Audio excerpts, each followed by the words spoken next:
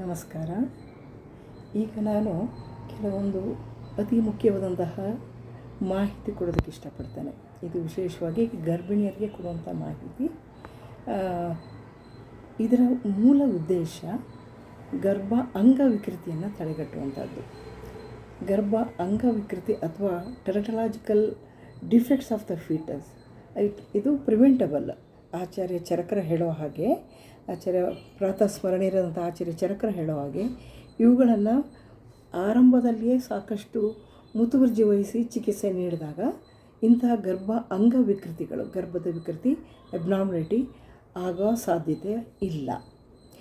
ಆಚಾರ್ಯ ಚರಕರ ಏನು ಹೇಳ್ತಾರೆ ಅಂದರೆ, ತಸ್ಮಾತ್ ಅಹಿತ ಆಹಾರ ವಿಹಾರ, ಅಹಿತವಾದ ದೇಹಕ್ಕೆ ಬೇಡವಾದಂತಹ ಆಹಾರ ಹಾಗೂ ವಿಹಾರ ಆ್ಯಕ್ಟಿವಿಟೀಸ್, ಆಹಾರ ವಿಹಾರ ಪ್ರಜಾ ಸಂಪದಮಿಚ್ಛಂತಿ ಸ್ತ್ರೀ.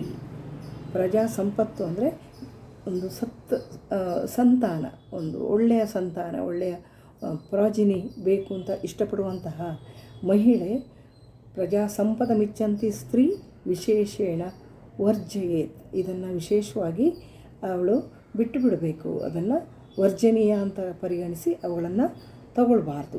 ಇಲ್ಲಿ ಕೆಲವೊಂದು ಆಹಾರ ಮತ್ತು ವಿಹಾರಗಳನ್ನು ಕುರಿತಾದ ಸುದೀರ್ಘವಾದ ಮಾಹಿತಿ ಆಚಾರ್ಯರು ಕೊಡ್ತಾ ಹೋಗ್ತಾರೆ. ಇದರಿಂದ ಏನಾಗುತ್ತೆ ಅಂದರೆ, ಇಂತಹ ಒಂದು ಆಹಾರ ವಿಹಾರಗಳಲ್ಲಿ ವ್ಯತ್ಯಾಸ ಆದರೆ, ಸಗರ್ಭಾವಸ್ಥೆಯಲ್ಲಿ ಅಪತ್ಯ ಆಹಾರ ವಿಹಾರಗಳನ್ನು ತಗೊಂಡ್ರೆ, ಬೇಡದ್ದನ್ನು ಮಾಡಿದರೆ, ಬೇಡದ್ದನ್ನು ಸೇವಿಸಿದರೆ ಗರ್ಭಾಂಗ ವಿಕೃತಿ ಉಂಟಾಗುತ್ತೆ ಅಂತ ಆಚಾರ್ಯ ಚರಕರು ಶಾರೀರ ಸ್ಥಾನ 2ನೇ ಅಧ್ಯಾಯದಲ್ಲಿ ಹೇಳಿದ್ದಾರೆ. ಇವರು ಹೇಳೋ ಹಾಗೆ, ಇಲ್ಲಿ ಬೀಜ ಅಂದರೆ ಇದನ್ನು ಓಂ ಮತ್ತು ಸ್ಪರ್ಮ್ ಅಂತ ನಾವು ಪರಿಗಣಿಸ್ಬೋದು. ಆತ್ಮಕರ್ಮ ಅಥವಾ ಕರ್ಮ ವಿಪಾಕ ಅಂದರೆ deeds of the previous life, ಪೂರ್ವಜನ್ಮಲಿ ಮಾಡಿರುವಂಥ ಸುಕೃತ ಅಥವಾ ಪಾಪಕರ್ಮ. ಕಾಲದೋಷ, ಇದು time factor, abnormality of the ಋತುಕಾಲ. ಹಾಗೆಯೇ ತಾಯಿಯ ಆಹಾರ ವಿಹಾರ ದೋಷ, ತಾಯಿ ಸೇವಿಸುವಂಥ ಆಹಾರದಲ್ಲಿ ಅಥವಾ ಅವಳ ಆ್ಯಕ್ಟಿವಿಟೀಸಲ್ಲಿ ಆಗುವಂತಹ ದೋಷ. ಇದು ಅಲ್ಲದೆ ಇನ್ನೊಂದು ಪ್ರಮುಖವಾದ ಕಾರಣ ಹೇಳ್ತಾರೆ, ಗರ್ಭಗ್ರಹಣ ಕಾಲದಲ್ಲಿ ತಾಯಿಯ ಮನಸ್ಥಿತಿ, ಅವಳು ಯಾವ ಮನಸ್ಥಿತಿಯಲ್ಲಿ ಗರ್ಭಿಣಿ ಇರ್ತಾಳೆ ಅದು ಕೂಡ ಗರ್ಭಾಂಗ ವಿಕೃತಿಗೆ, ಗರ್ಭ ವಿಕೃತಿಗೆ ಕಾರಣ ಆಗುತ್ತೆ ಅಂತ.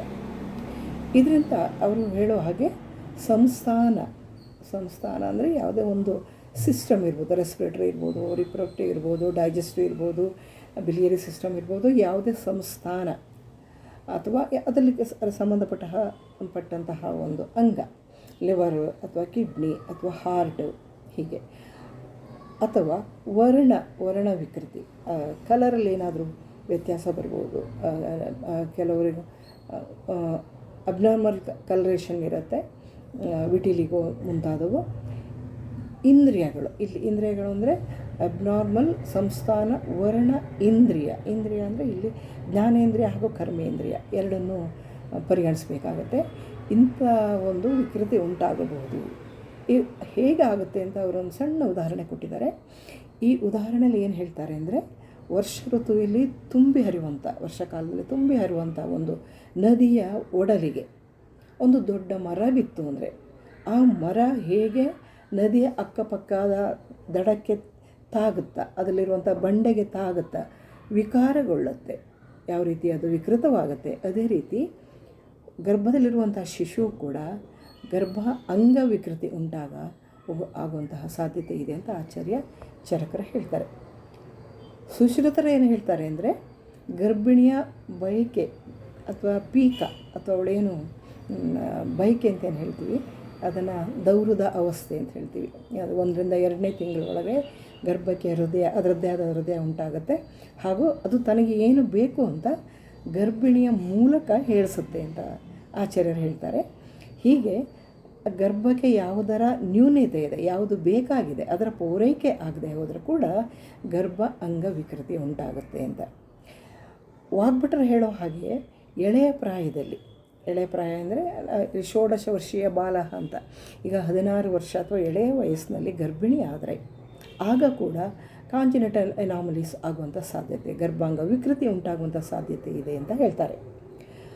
ಆಚಾರ್ಯ ಬೇಲರು ವಿಭಿನ್ನವಾಗಿ ಹೇಳ್ತಾರೆ. ಅವರು ಹೇಳುವಂಥದ್ದು ಭಾಳ ನಾವು ಈಗಿನ ಕಾಲದಲ್ಲಿ ನಾವು ಅದನ್ನು ಒಪ್ಪಲೇಬೇಕು. ಅವ್ರು ಹೇಳ್ತಾರೆ, ಗರ್ಭಿಣಿಗಿರುವಂತಹ ಯಾವುದೇ ಒಂದು ಕಾಯಿಲೆ ಅಥವಾ ಸ್ತ್ರೀರೋಗ, ಈ ಸ್ತ್ರೀರೋಗದಿಂದ ಕೂಡ ಗರ್ಭ ಅಂಗವಿಕೃತಿ ಉಂಟಾಗುತ್ತೆ ಅಂತ ಆಚಾರ್ಯರು ಬೇಲ ಹೇಳ್ತಾರೆ. ಈಗಿನ ಕಾಲದಲ್ಲಿ ಅದನ್ನು ಬಹಳ ಸುಲಭವಾಗಿ ಅದನ್ನು ಡಯಾಗ್ನೋಸ್ ಮಾಡ್ತಾರೆ.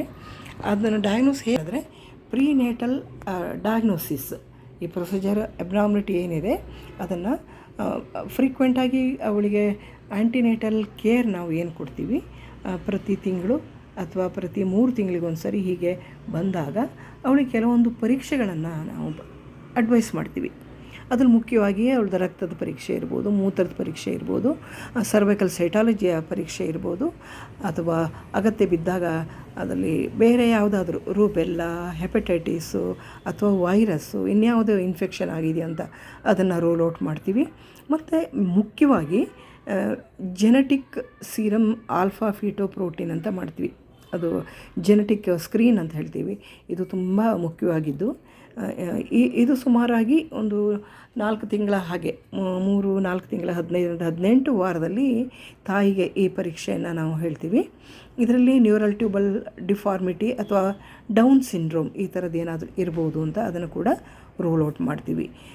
ಅದಲ್ಲದೆ ಇನ್ನೊಂದು ಅತಿ ಮುಖ್ಯವಾದ ಪರೀಕ್ಷೆ ಅಂದರೆ ಅವಳಿಗೆ ಮಾಡುವಂತಹ first trimester scan, ultra scan.